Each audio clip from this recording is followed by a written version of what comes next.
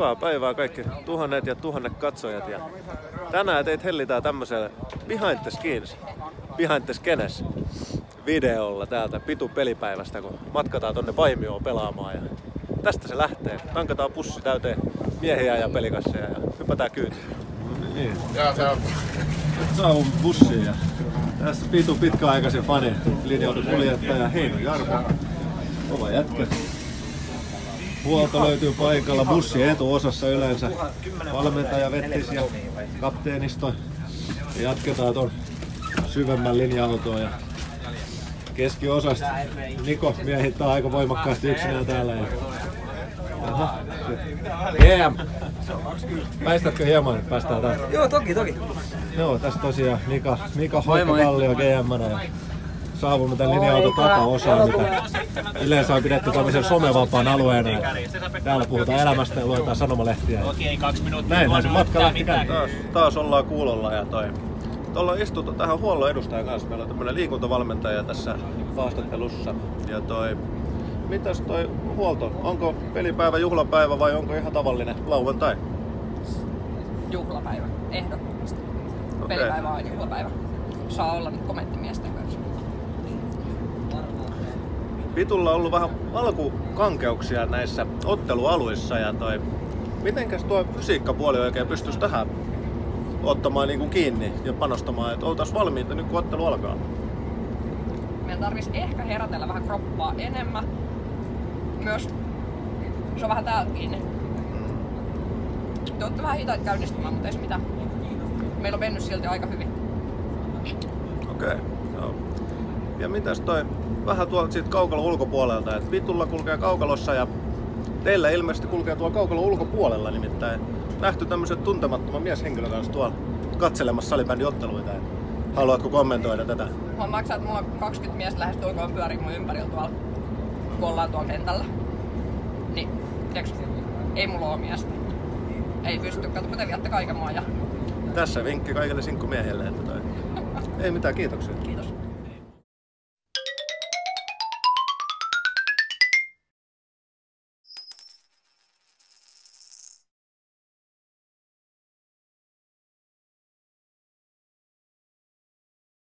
Saavuttu tän SP-areenalle ja tässä matkataan ton Tiluksille takaisinpäin ja Tiluksille vaan tietysti pelipaikalle ja ei mitään, pelipaikka on mitä on ja vähän on tommonen pommisuoja henkinen, mutta siellä pelataan ja toivottavasti 3 pistettä saadaan mukaan. Eli juomapullut on täytetty ja ollaan päästy vähän alkulämpövaiheeseen ja katsotaan hiukan miltä semmonen alkulämmittely oikein näyttää. Me hypätään hiukan tästä puolesta välistä mukaan, mutta ei mitään, katsellaan. Aitakin vähän alkaa tulla valkoiset.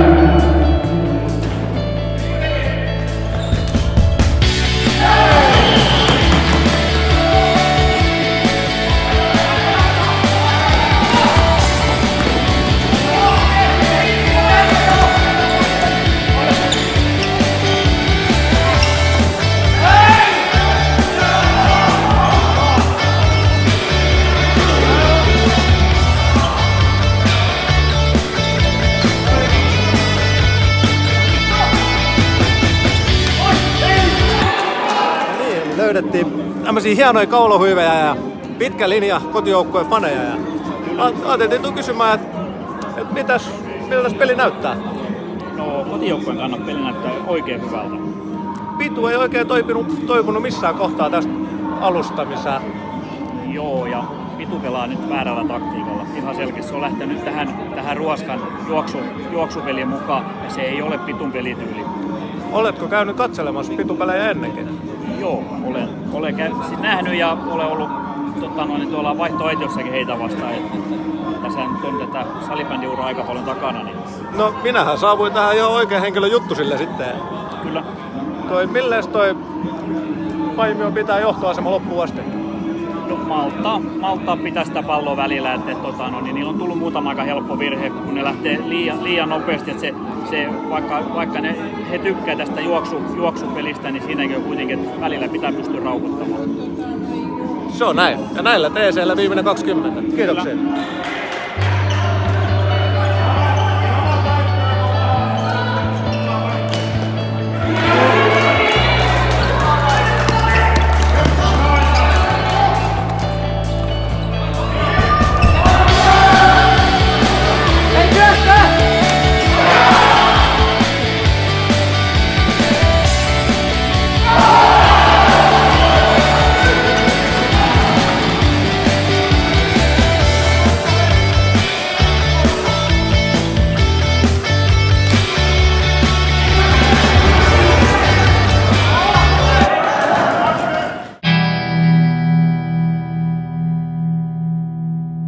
Jaha, peli päättyi ja 8-5 tuli pataa ja mulla on tässä Miikka Hietanen haastattelussa ja Miika ottaa pelipäivän kahvit vielä siihen. Ja...